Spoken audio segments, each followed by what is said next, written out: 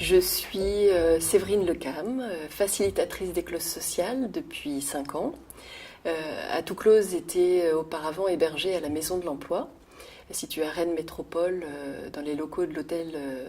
de Rennes Métropole. Et aujourd'hui, Atouclose, depuis la fermeture de la Maison de l'Emploi, a rejoint le pôle de développement ESS du Pays de Rennes, et se trouve dans la maison de l'ESS au cœur de Rennes. Une clause sociale,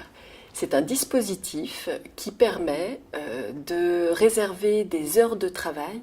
pour des personnes qui ont du mal à intégrer ou à réintégrer le marché de l'emploi parce qu'elles ont des difficultés sociales ou professionnelles.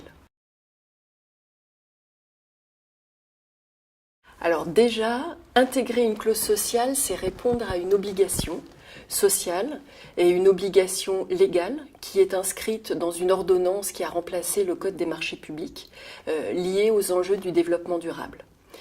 Mais intégrer aussi une clause sociale dans ces marchés, pour les services, la commande publique par exemple ou la commande privée, c'est un engagement fort de donner un volet social à leurs achats. Alors on a déjà une liste de critères, on va dire administratifs, des demandeurs d'emploi qu'on appelle des demandeurs d'emploi de longue durée, qui ont plus d'1 an de recherche d'emploi et qui sont en recherche d'emploi active. Nous avons des personnes qui ont une reconnaissance travailleur handicapé, qui peuvent être éligibles au dispositif, des jeunes de moins de 26 ans qui n'ont pas de qualification ou une faible qualification, et toutes les personnes qui ont des minima sociaux, dont le RSA par exemple. Mais il y a aussi, au-delà de cette liste administrative, des personnes qui,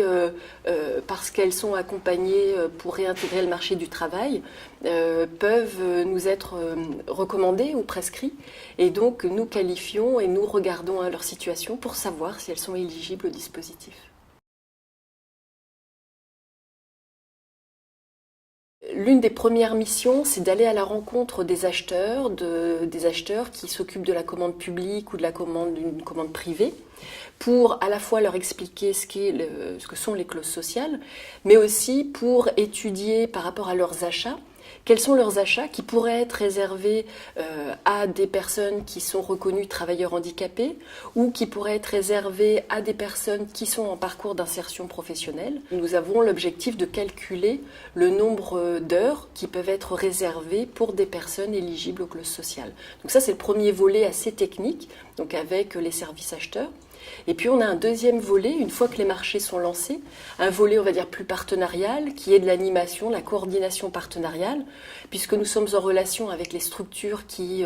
recrutent, qui accompagnent les personnes qui travaillent sur ces marchés,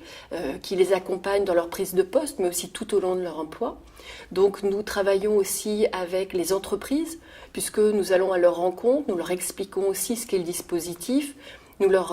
les mobilisons pour l'accueil, pour le tutorat de ces personnes.